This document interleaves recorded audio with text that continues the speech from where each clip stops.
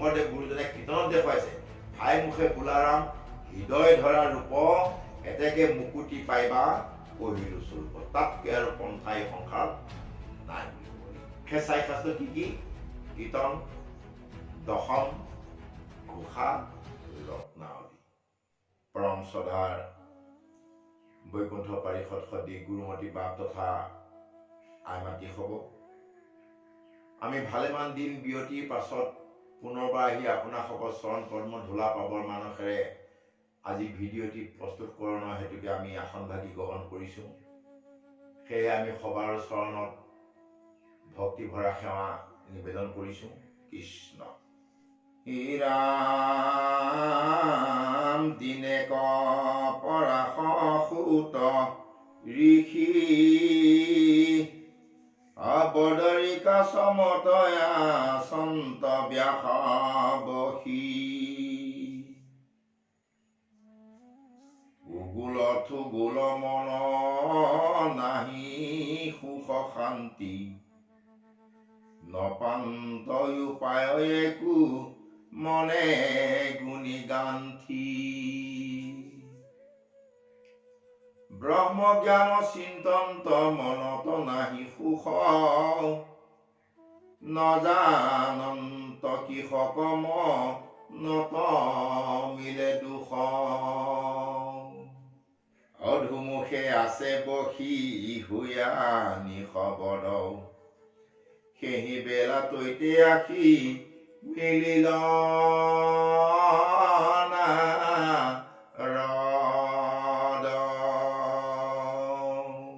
আজি আমাৰ ভিডিঅ'টি হ'ব ব্যাস নাৰদ সংবাদ অৰ্থাৎ এয়া বৈকুণ্ঠ শাস্ত্ৰ মহাভাগৱতনো ব্যাসদেৱক নাৰদ মুনিয়ে ব্ৰহ্মাৰ পৰা ৪ শ্লোকত ভাগৱত পোৱাৰ পাছত কেনেভাৱেনো ব্যাসৰ আগত প্ৰকাশ কৰিছিল বা কি কাৰণতনো কেনেকৈ ব্যাসেনো বিপদত পৰিব লগা হৈছিল অৰ্থাৎ মনত অশান্তি ভুগিব লগা হৈছিল এনেধৰণৰ কথাখিনিকে আমাৰ ইয়াত প্ৰকাশ কৰিব এতিয়া ইয়াত কৈছে যে পূৰ্বতে এদিনাখন ব্যাসদেৱে নিজৰ আশ্ৰমত মনৰ অশান্তি মনটো অশান্তি তেওঁ মনত শান্তি নাই কিবা এটা কৰিব ধৰিলেও মানে চেংকে কিবা এটা মনত পৰি থাকে কিবা এটা নিজকে নিজে ভুল বুলি ভাবে বা কিবা এটা নিজে কৰবাত কিবা এটা নহয় কিবা এটা মানে তাতে কমিয়া হৈ গ'ল আধৰুৱা হৈ গ'ল তেনে এটা ভাৱ মনত বাৰে বাৰে ব্যাসদেৱৰ মনত আহি থাকে আৰু সেইটোকে লৈ কিয়নো জানিব বিচাৰিছে কিয়নো অশান্তি হৈছে মনত চিন্তা কৰি থাকোঁতে একো উপায় উলিয়াব নোৱাৰি সেহান্তত গৈ এজেগাত ব্যাসদেৱে তললৈ মুখ কৰি চিন্তা কৰিব ধৰিলে যে কিয় মোৰ মনত অশান্তি তেনে সময়তেই নাৰদ মুনিৰ আগমন হৈছে সেই ঠাইলৈ অৰ্থাৎ ব্যাসদেৱৰ আশ্ৰমলৈ আৰু সেই ব্যাসদেৱৰ আশ্ৰমলৈ নাৰদ মুনিৰ আগমন হওঁতে আমাক ভাগৱতে নাৰদ মুনিয়ে কেনেভাৱেনো আহিছিল ব্যাসদেৱৰ আশ্ৰমলৈ সেইখিনি কথা আমাক ভাগৱতে পদত প্ৰকাশ কৰিছে আহক আমি ভাগৱতৰ মাধ্যমে শ্ৰৱণ কৰোঁ বা বুজিবৰ কাৰণে চেষ্টা কৰোঁ কৃষ্ণ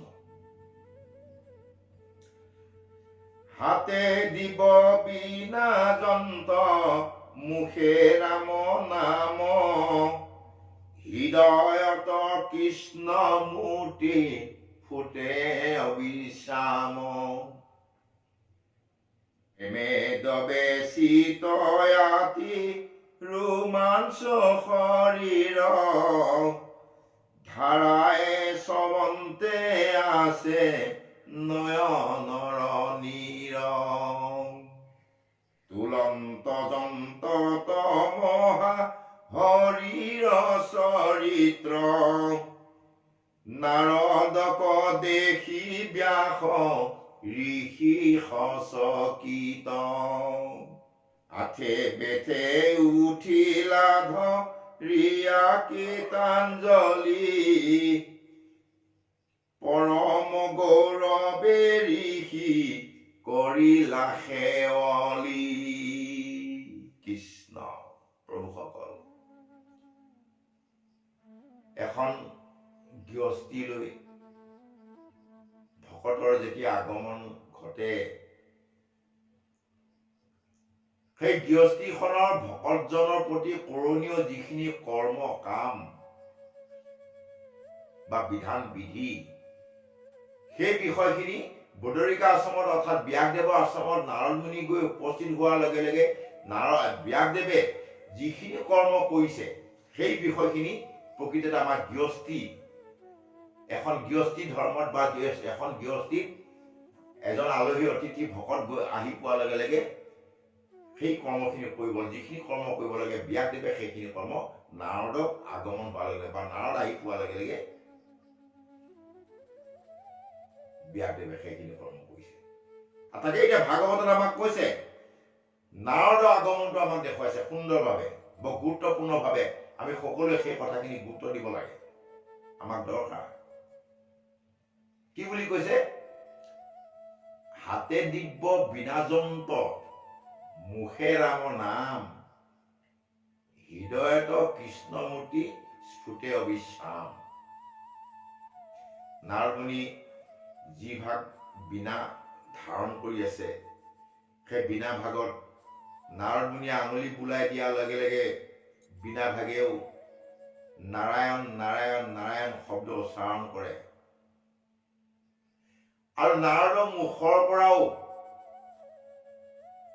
অহৰ্নিশে নিৰন্তৰে কোনো ফাট অন্তৰ নপৰাকৈ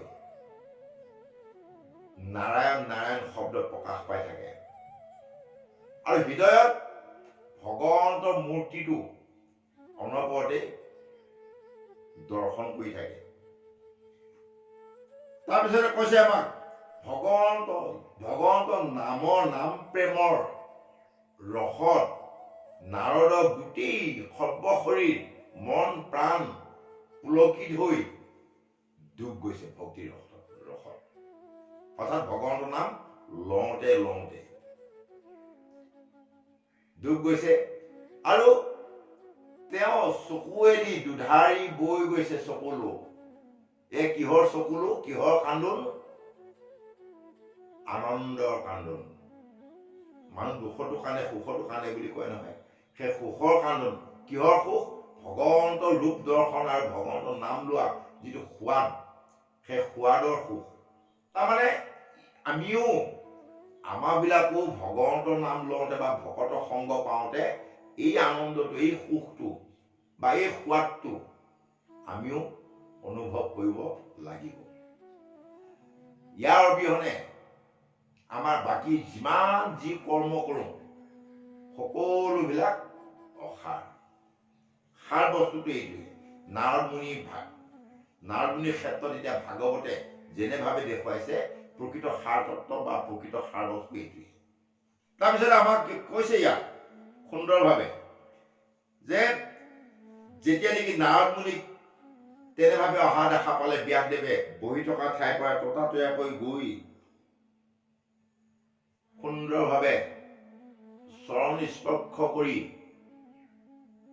সেৱা ধৰি নাৰদক মাতি আনি সুন্দৰভাৱে এভাগ আসনত বহুৱাই ইয়াত কৈছে যে আঠে বেঠে উঠিলা ধৰিয়া কীৰ্তন জ্বলি, পৰম গৌৰৱে ঋষি কৰিলা সেৱলি। অৰ্থাৎ তেওঁ যিখিনি নেকি গৃহস্থী ধৰ্ম, সেৱা শুশ্ৰূষা কৰিব লাগে, পাৱ প্ৰসাৰণ, তেখেতক সুন্দৰভাৱে বিচি দিয়া, আৰু সেই পাৱ প্ৰসাৰণ কৰি পাদুদক, যাক নেকি কোৱা যায়, অৰ্থাৎ মানে পাৱ প্ৰসাৰণৰ পানী সেই জলে সৈতে নিজকে নিজে অভিষেক কৰিছে, অৰ্থাৎ পবিত্ৰ হৈছে।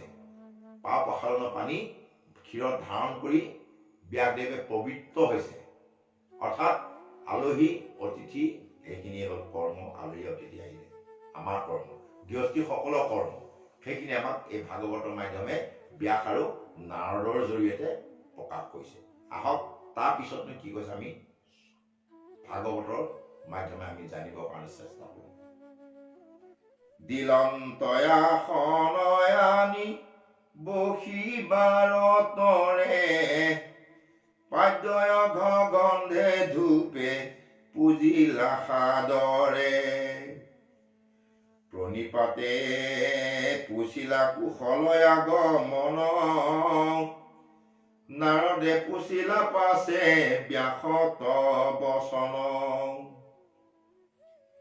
এৰাম হাসিয়া বুলন্ত ঋষি কহিও বিতান্ত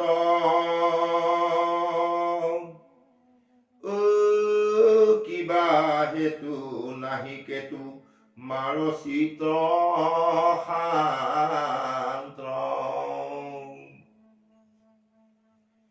মহাউচপিচকীয় থিৰ নহিচিত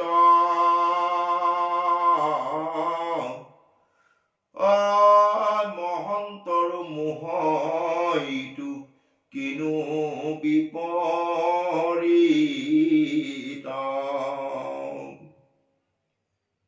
প্ৰভুসকল সুন্দৰভাৱে তেনেভাৱে নাৰদ মুনিক বহিবৰ কাৰণে আসনত বহুৱাই পাদ্যয় ঘৰ ধূপে দীপে পূজন কৰাৰ পাছত ইয়াত কৈছে ব্যাসদেৱে পৰজোৰে প্ৰাৰ্থনা জনাই ওচৰত বহি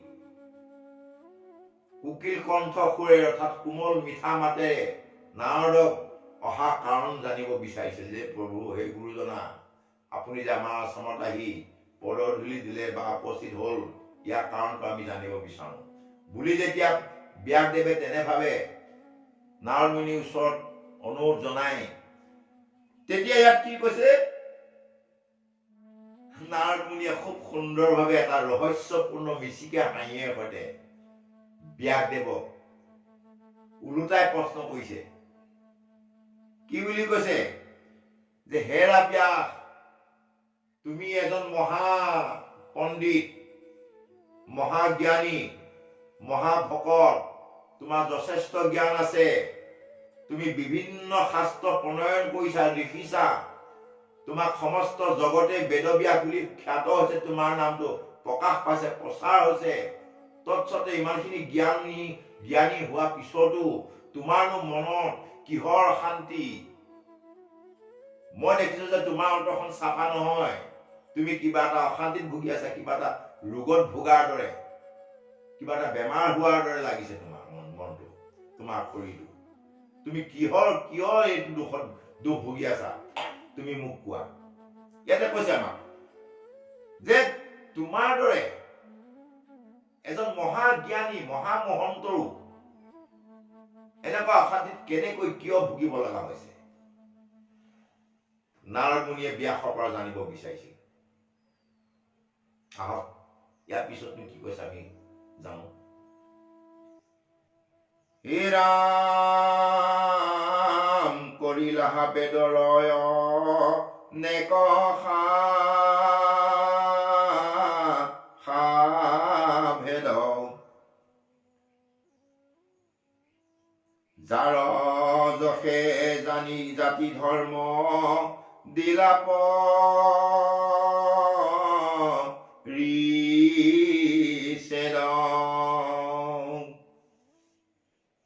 ৰাম কৰিলা ভাৰত পুৰাণয় স্তাদশ জগতত ব্যাপিলে তু মৰম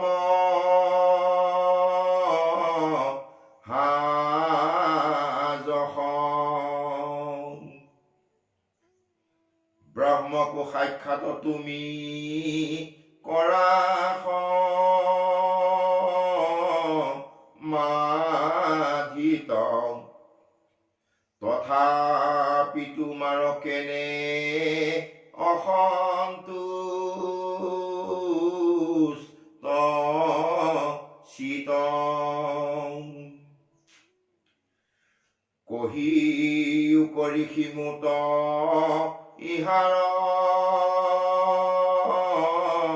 কাৰণ শুনি প্ৰণিপাতে ব্যাসে বুলিলা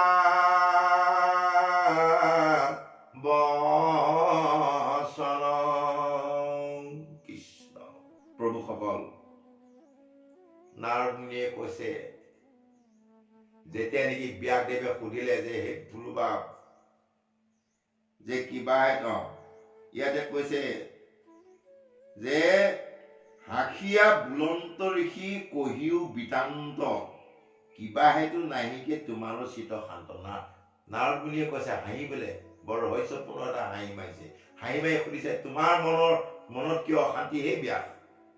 যিহেতু তুমি এজন মহাপণ্ডিত, সমস্ত জগততে তোমাৰ নাম যশ কীৰ্তি বিয়পি পৰিছে, তুমি এজন মহাজ্ঞানীবন্ত মহা বেদজ্ঞ পণ্ডিত বুলি, তৎসত্ত্বে তোমাৰ মনত কিয় অশান্তি? তাৰমানে ইয়াতে কি বুজাব বিচাৰিছে আমাক? যিসকল নেকি জ্ঞানী বা যিসকল ভকত আপোনাৰ খবৰ দৰে, সেই ভকতসকলে মনত কোনো দিনাখনেই অশান্তি, দুখ, বেজাৰ, ভয়, টোপনি, আশুয়া, কুভাৱ, বিভিন্ন ধৰণৰ যিমানবিলাক ভাল বেয়া বগা কোলা ভকতৰ মনত নাহে বা দুখ সুখও অনুভৱ নকৰে। ব্যাস আৰু নাৰদৰ সংবাদৰ জৰিয়তে প্ৰকাশ পাইছে। ইয়াতে কৈছে আমাক যে তোমাৰ দৰে মহন্তৰো মোহ, কিহৰ মোহ হ'ব পাৰে? মহন্ত, সাংঘাতিক শব্দ, মহৎ যোগ অন্তৰ, মহন্ত অৰ্থাৎ শুদ্ধ অন্তৰ যিজন মালিক সেইজনকে মহন্ত বুলি কোৱা যায়। আমি যদি ভাবো যে মহন্ত বুলি কোৱাৰ লগে লগে কোনোবা এজন গোসাঁই বা ব্ৰাহ্মণক বুজাইছে, ভুল হ'ব। মহন্ত যিজন নেকি শুদ্ধ অন্তৰ মালিক সেইজনকে মহন্ত বুলি কয়। তাৰপিছতে আমাক সুন্দৰভাৱে কৈছে যে হেৰা ব্যাস, তুমি বিভিন্ন চাৰি বেদ ঋগ যজু সাম অথৰ্ব এই চাৰি বেদক বিভাজন কৰি শাখাভেদ কৰি 4খন বেদ বনালা। আৰু প্ৰত্যেক জাতিকেই নিজৰ নিজৰ ধৰ্ম কেনেভাৱে কোন জাতি কি ধৰ্ম এইখিনি তুমি শাখাভেদ কৰি দেখুৱালা।